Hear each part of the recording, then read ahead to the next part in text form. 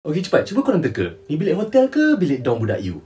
Dia ni pula, bilik hotel ke bilik dom? Apa perasaan korang kalau kita beritahu ni sebenarnya bilik banduan kat penjara? Baru-baru ni ramai dah bising pasal layanan istimewa yang kononnya diberi kepada bekas Perdana Menteri Najib Razak yang dah dipenjarakan selama 12 tahun sebab dia pergi rembat duit 42 juta ringgit SRC International. Merepati ke tu? Kalau ikut laporan berita, kejap-kejap dia dekat hospital Ceras, kejap-kejap dia dekat hospital KL. Semua orang punya kecoh nak tahu dia kat mana sampai KJ pun kena keluar suruh semua orang relax. Apa pun, berita ni pula dah buka ruang pembincangan pasal cara kita layan banduan dalam penjara-penjara kita kat negara ni yang sekarang semakin sesak sebab kapasiti yang tak cukup dan keadaan yang dikatakan tak berperi kemanusiaan. Jadi soalannya sekarang, patut ke kita biar keadaan penjara kita macam ni? Ya tikus! Jadi sekarang kita nak bawa korang ke satu penjara security maksimum bernama Halden Fengsel ni dekat Norway. Penjara ni juga dikenali sebagai penjara paling mewah dan berperi kemanusiaan di seluruh dunia. Dan kalau korang nak tahu kenapa, setiap bilik sel dalam penjara ni dilengkapi dengan perabot kayu, bilik air mandi peribadi, TV flat screen dengan peti ais mini. Setiap bilik umum macam dapur pula ada semua kelengkapan termasuk alat-alat macam pisau.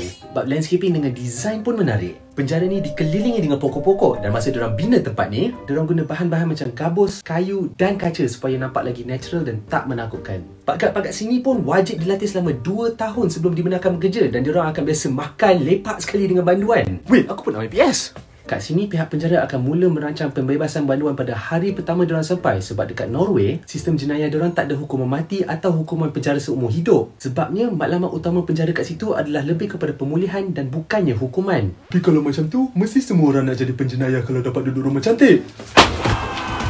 Tak juga. Kalau kita tengok kemungkinan seseorang banduan tu akan lakukan jenayah sekali lagi selepas keluar dari penjara, Norway merupakan antara negara dengan kadar jenayah ulang yang paling rendah di seluruh dunia. Tapi sistem penjara diorang ni tak senang nak buat. Untuk seorang banduan je, diorang akan belanja lebih daripada RM35,000 sebulan berbanding dengan tak sampai RM1,300 untuk seorang banduan kat Malaysia. Walau bagaimanapun, kita masih ada ruang untuk tambah baik sistem penjara dan sistem keadilan jenayah kita kat negara ni. Sebabnya, kalau kita ikut cakap pakar-pakar seperti bekas penasihat Undang-Undang Perdana Menteri Azalina Othman, lebih daripada 60% banduan kat Malaysia sekarang ni hanya sedang menjalani hukuman untuk kesalahan dada kecil. Pada masa yang sama, lebih separuh penjara kat negara ni dah sesak penuh, manakala kat KL, Selangor dan Kelantan, penjara-penjara diorang dah melebihi kapasiti sebanyak 45 ke 50% kali ganda. Isu ni pula boleh menyebabkan satu domino effect di mana bila satu masalah timbul, lagi satu masalah akan timbul lagi dan lagi satu masalah akan timbul lagi dan benda ni hanya akan jadikan sistem jenayah kita semakin teruk. Kau ni dah kenapa?